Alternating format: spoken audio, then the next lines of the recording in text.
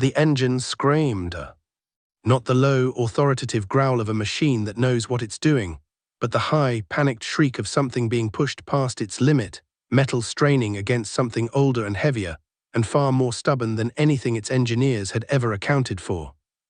It was September of 1987 in Hardin County, Iowa, and a $142,000 Caterpillar D6D crawler dozer, fresh off a dealership lot in Eldora, gleaming yellow in the morning fog, had been locked in a losing battle with a single bur oak tree stump for going on 4 hours. The crowd standing along the fence line had stopped laughing about 45 minutes ago.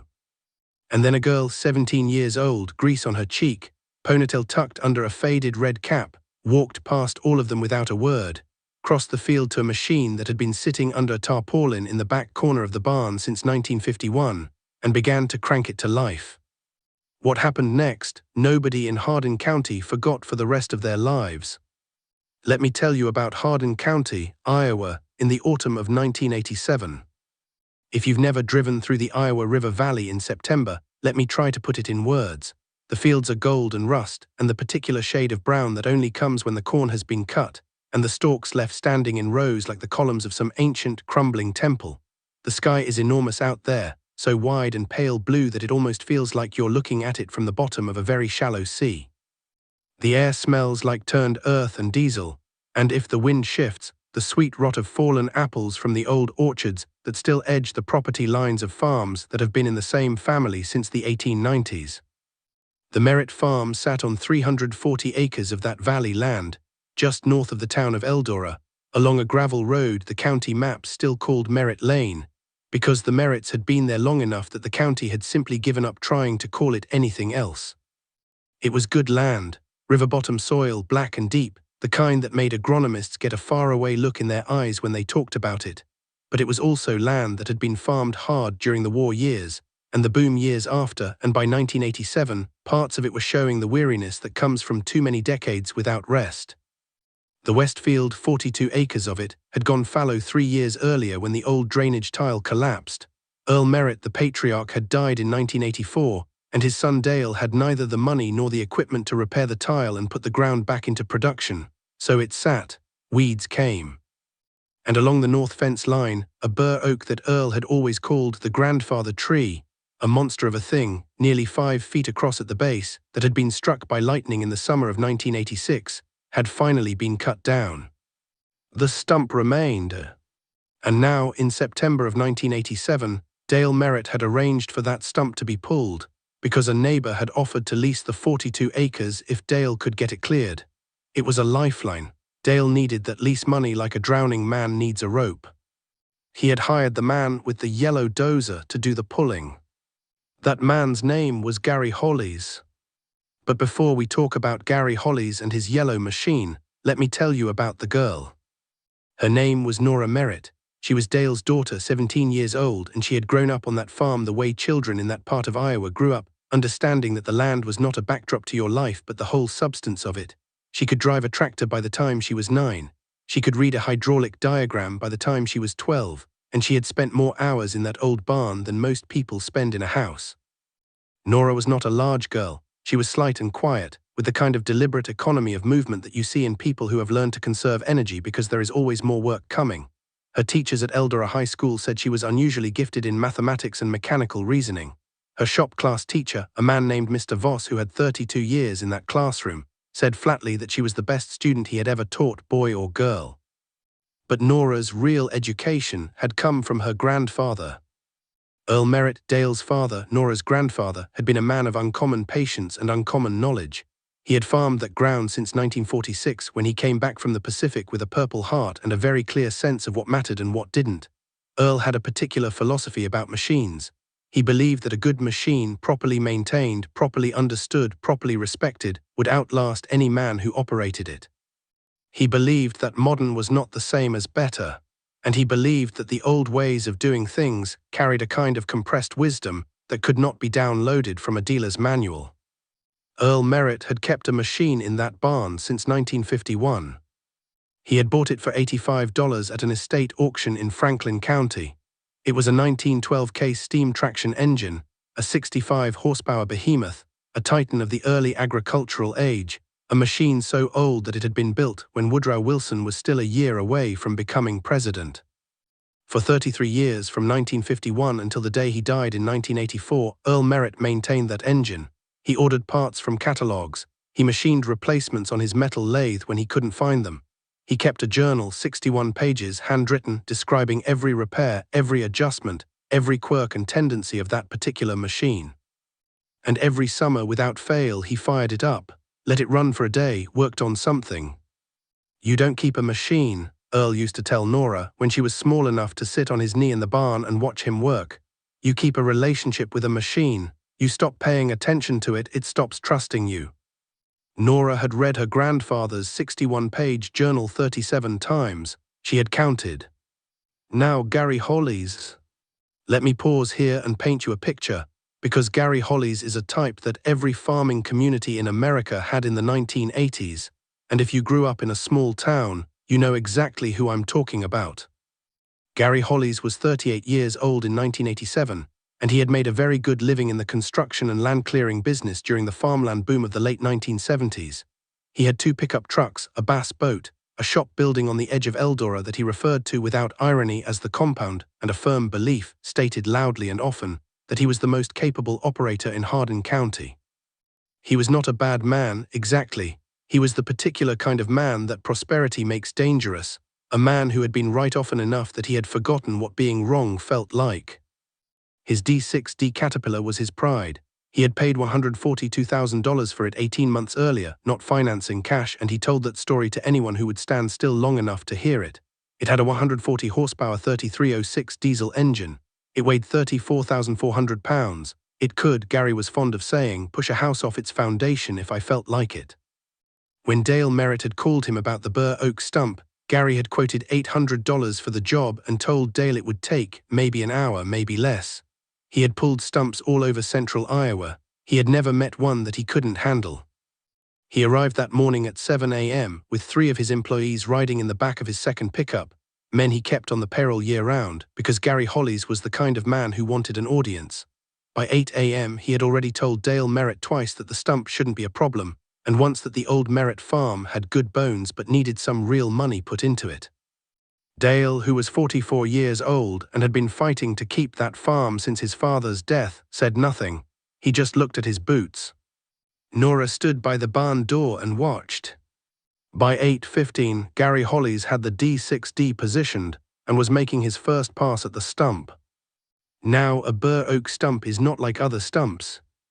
This is important, and I want you to understand it before we go any further, because what happened that morning only makes sense if you understand what Gary Holly's was dealing with, and what he refused to understand about it. A Burr Oak, Quercus macrocarpa, is one of the most deeply rooted trees in North America. Its taproot can drive 15, 20, or even 25 feet into the earth. Its lateral roots spread in a dense, interlocking mass that can extend twice the diameter of the canopy. A mature Burr Oak, 5 feet across at the base, is essentially a wooden iceberg. The part you can see is a fraction of what's holding it in the ground.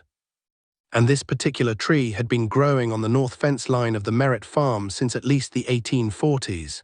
Its roots were, without exaggeration, woven into the geological memory of that piece of ground. Gary Holly's did not care about any of this. He angled the dozer blade and pushed. The first pass accomplished nothing.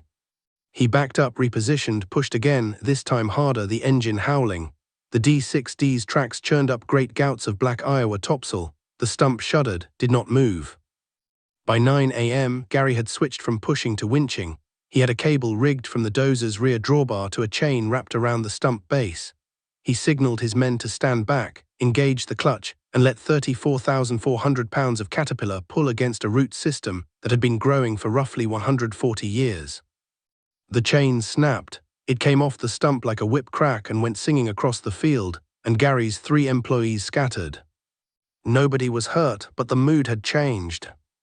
By 10:30, a small crowd had gathered along the fence line. Word travels fast in a county of 21,000 people. There were maybe 15 men standing there, neighboring farmers, a couple of men from the co-op in town, a teenager named Dustin Pratt who had ridden his bicycle out from Eldora because his older brother had called him on the phone and said, "You have to see this." And Gary Holly's, who had built an identity on being the man who could do things other men couldn't, was beginning to feel the specific heat of public struggle. By noon he was furious. He had switched back to pushing, trying different angles, trying to find the geometry that would lever a route loose. He had torn up a significant portion of the north end of the field. He had replaced his broken chain with a heavier one. He had at one point climbed down from the machine and kicked the stump with his boot, which accomplished nothing but made his employees look at the ground. And then he turned and saw Nora Merritt walking toward the barn. "Hey," he called out to Dale, who was standing near the fence. "What's she going to do?" Dale looked at his daughter and then back at Gary. "I'm not sure," he said, which was the truth. "Tell her to stay out of the way. I almost have this." One of the men along the fence line made a sound that might have been a cough. Another one looked at his wristwatch. Nora did not hear any of this. She was already inside the barn, and she was pulling the tarpaulin off her grandfather's machine. "Let me pause here and ask you something. Have you ever inherited knowledge? Not money, not property, knowledge. The specific, earned, irreplaceable kind that an old person carries, that you can only receive if you were paying attention at the right moment, and that disappears from the world entirely if nobody was." That's what Earl Merritt had given his granddaughter, not just the machine, the understanding of the machine. The 1912 case steam traction engine that sat under that tarpaulin was formally designated a case 65110, meaning it produced 65 horsepower at the drawbar and 110 horsepower at the belt pulley. It weighed, depending on how much water was in the boiler, between 22,000 and 24,000 pounds. It stood nearly 12 feet tall. It moved on 4 cast-iron wheels, the rear pair nearly 6 feet in diameter, with deep cleated lugs designed to grip the soft earth of early 20th century Iowa farmland. It ran on coal or wood or anything that burned. Earl Merritt had run it in later years primarily on waste oil and dry hedge wood, both of which he had in abundance. Now here is what Gary Hollies and the men along the fence line did not know. Here is what almost nobody outside of a very small community of antique power enthusiasts and agricultural historians would have known in 1987. The 1912 case 65110 produced, at its rear drawbar, a measured pull of approximately 14,000 pounds. That sounds like less than the D6D's theoretical capacity. But a steam traction engine delivers its power differently from a diesel. A diesel engine, like the one in Gary's D6D, produces torque in a curve. It has a power band. Ask it to pull beyond that band and it bogs, it slips, it stalls. The operator must manage throttle, gear and ground pressure constantly, and the machine's power delivery is, by its nature, intermittent and variable. A steam engine delivers torque from 0 RPM. Full torque instantly the moment the throttle opens and steam enters the cylinder. There is no power band to manage, there is no gear selection. There is only the weight of the machine, the grip of those 6-foot cast-iron wheels with their deep soil lugs, and the slow, inexorable, patient pull of expanding steam, continuous, unbroken, as steady as the turning of the earth itself. Earl Merritt had understood this difference in a way that was almost molecular.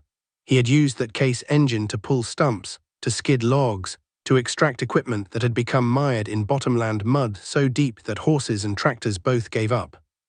He had a technique, written out in pages 43 through 47 of his handwritten journal, that involved precise cable rigging, a specific anchor point, and a pulling angle calculated to work with the geometry of the root mass rather than against it.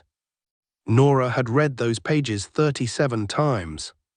She had also, in the summer of 1986, the summer before her grandfather's tree was struck by lightning, stood beside Earl while he explained every detail of that technique out loud, with the particular deliberateness of a man who knows his time for talking is running out and wants to make sure the words land somewhere permanent.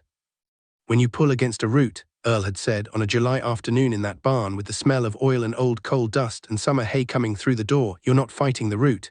You're asking the ground to let it go. You have to be patient. You have to be steady. Machines that jerk and surge tell the ground to hold tighter. A steady pull, a long, slow, unbroken pull, tells the ground it's all right to release." Nora had not known, on that July afternoon in 1986, that she was going to need those words 13 months later. She had just known they were true. Inside the barn now, she pulled the tarpaulin clear. She opened the firebox door and looked at the nest of kindling and hedge wood she had laid in it 4 days earlier, because she had watched Gary Hollies struggle for 1 hour on the phone with her father while she sat at the kitchen table and thought, "He will not be able to do this. She had done her arithmetic. She had read pages 43 through 47 again. She had walked out to the stump in the evening light and stood over the root mass and done the geometry in her head. And then she had gone to the barn and laid a fire in the firebox. She struck a match. Steam takes time. This is the first thing that the men along the fence line noticed, when word spread that the Merritt girl was doing something in the barn. A few of them drifted over toward the barn door and looked in. They saw a machine that most of them had never seen operating, had only seen at most at county fairs under tarps as a museum piece, and they saw a 17-year-old girl climbing over it with the ease of someone in her own kitchen, opening valves, checking gauges, feeding the fire. Gary Hollies climbed down from his D6D. "What in the world?" he said to Dale. Dale Merritt said nothing, but he stood a little straighter. The fire in the firebox of the 1912 case 65110 grew. The firebox was the heart of the machine, a steel chamber lined with fire brick, and the hedge wood caught cleanly and began to throw heat up through the flues of the boiler. Nora adjusted the damper.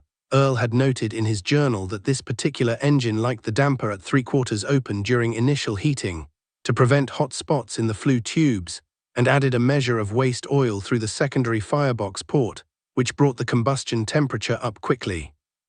It took 45 minutes to build steam pressure to the working range of 120 pounds per square inch. Those 45 minutes were, in their way, the most dramatic part of the morning, because in those 45 minutes, Gary Hollies made his fatal mistake. He laughed.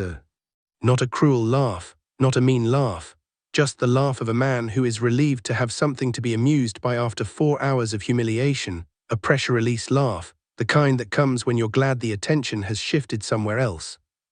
"That thing," he said, loud enough for the fence line to hear, "hasn't moved a load in 40 years. She's going to build up a head of steam, and then what? That stump has been sitting in this ground since before my grandfather was born."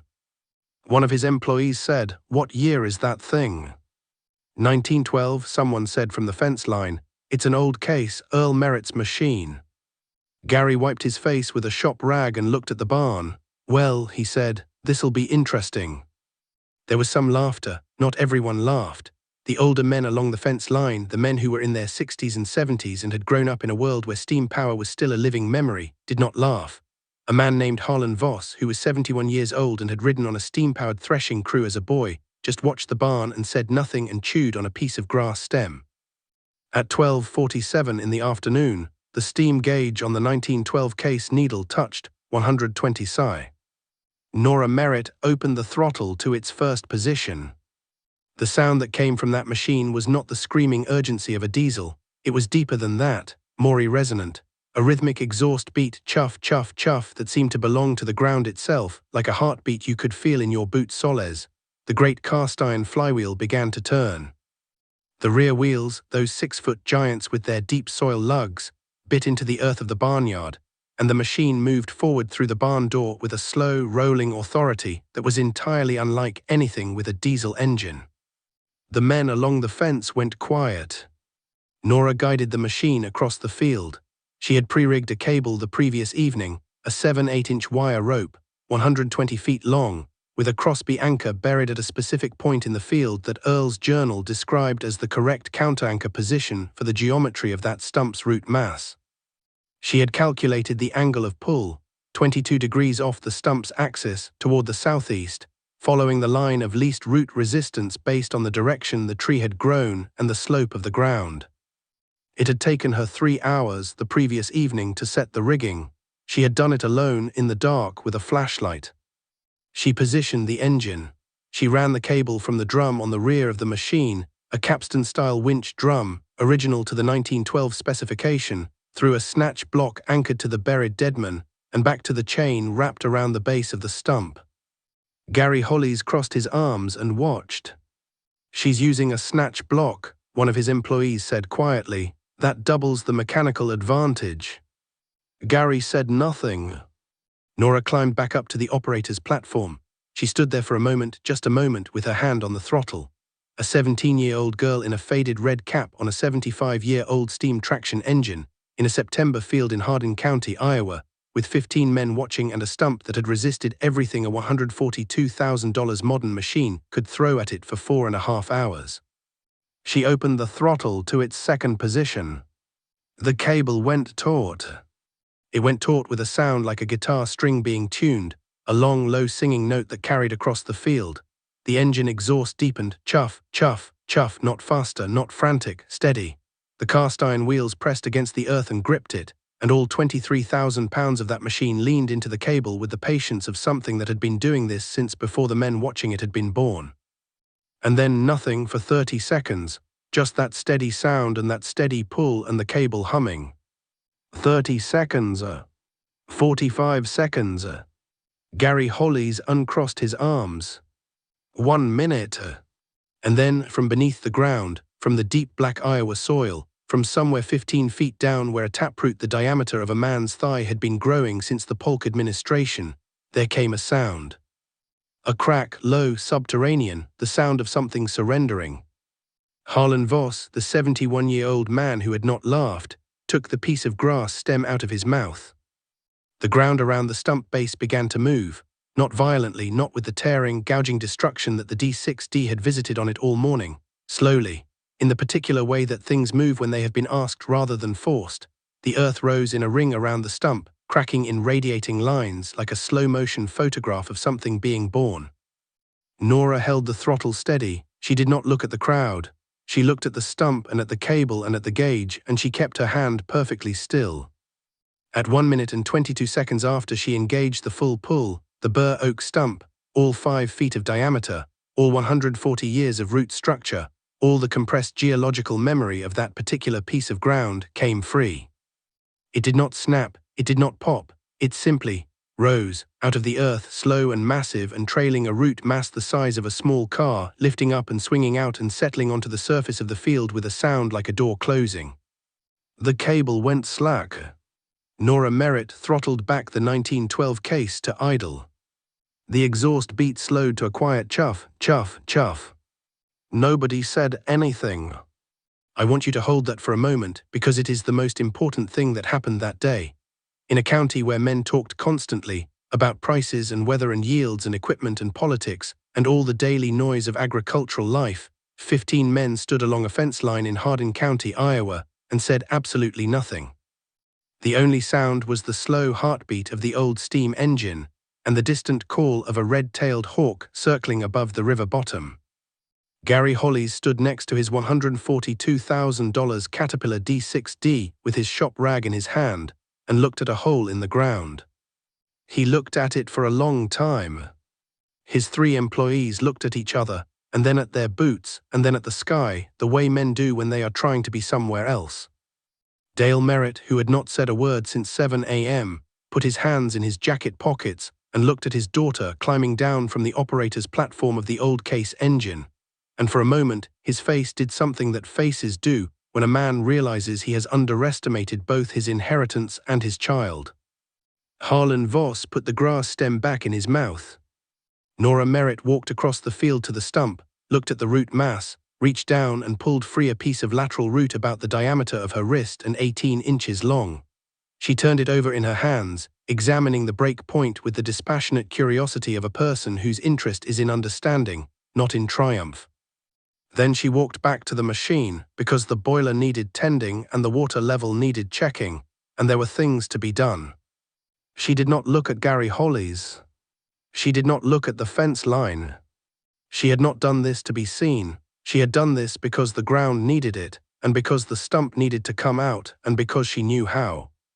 Gary Hollis put his shop rag in his back pocket. He walked to his pickup truck. He got his checkbook out of the glove compartment, and he walked over to Dale Merritt and said very quietly, "I'm not going to charge you for today." Dale looked at him. "That's fair," Dale said. Gary nodded. He went back to his truck. He sat in it for a while before he started the engine. Let me tell you what happened in the years after that September morning in 1987.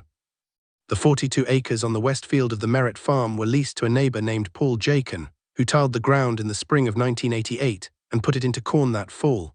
The lease payment, $110 per acre per year, gave Dale Merritt the financial breathing room he needed to keep the farm out of foreclosure. The farm is still in the Merritt family today. Nora Merritt graduated from Eldora High School in 1988.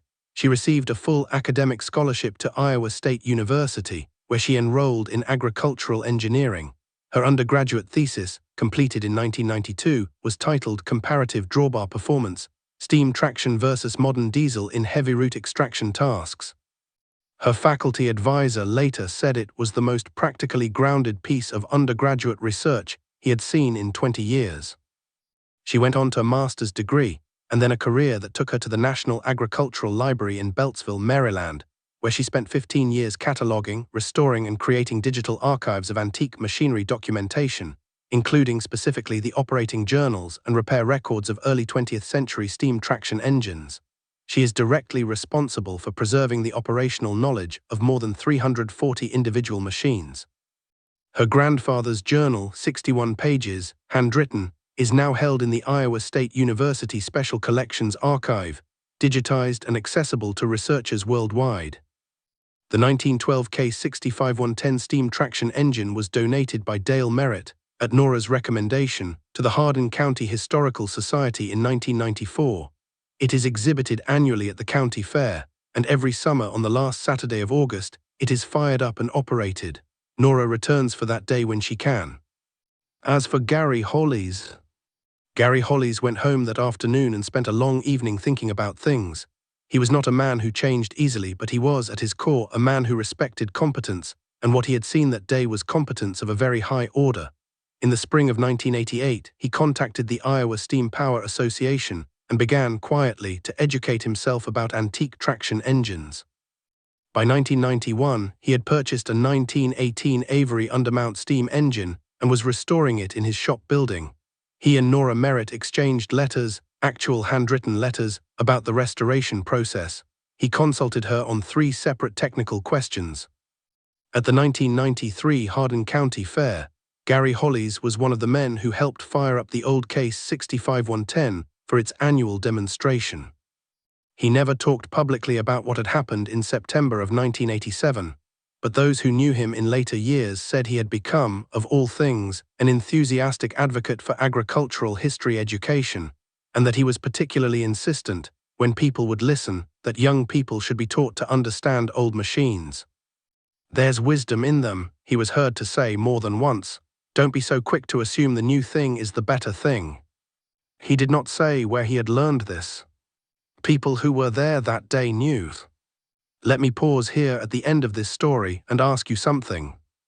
How many things do you really know, deeply and practically, and in the way that matters when something needs to be done, that came to you from someone older? How many skills, how many pieces of hard-won understanding were passed to you across a table or a workbench or a fence post by someone who had spent decades learning them? And how many of those things are you passing on? Because that is what this story is really about. It is not about a steam engine beating a diesel. It is not about a girl proving something to a man with a yellow machine. Those are the surfaces. Beneath them, in the deep root structure of this story, is something else. Earl Merritt could have sold that Case engine in 1951. He would have gotten $200 for it, maybe $250. It was a machine with no practical future in post-war American agriculture. Diesel tractors were modern. They were efficient. They were the future. The steam engines were going to museums, going to scrap yards, going to rust. Earl kept it, he maintained it. He fired it every summer. He wrote 61 pages of notes about it. And more than any of that, he sat with his granddaughter in the barn and talked to her about how it worked and why it worked and what you had to understand about it to use it well. He did not know on any of those afternoons whether any of it would ever matter outside that barn. He did it because he believed it was worth doing, because he believed that understanding was worth preserving, because he believed, in that quiet, unshowy way of a man who has seen enough of the world to know what's real, that wisdom does not expire just because the machine it was earned on has been superseded. Nora Merritt did not walk out to that field in September of 1987 with anything to prove.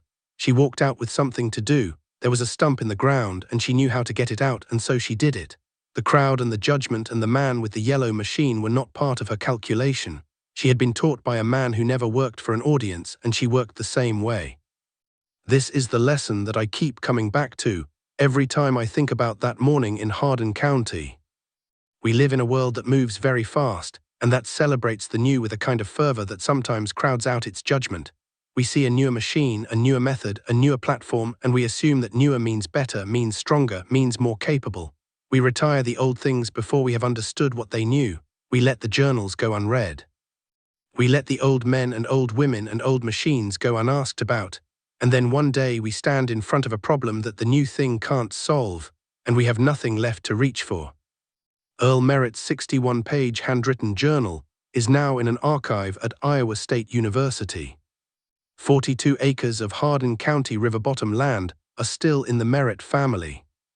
A 1912 steam traction engine fires up every August in Iowa, maintained by people who understand what they're maintaining.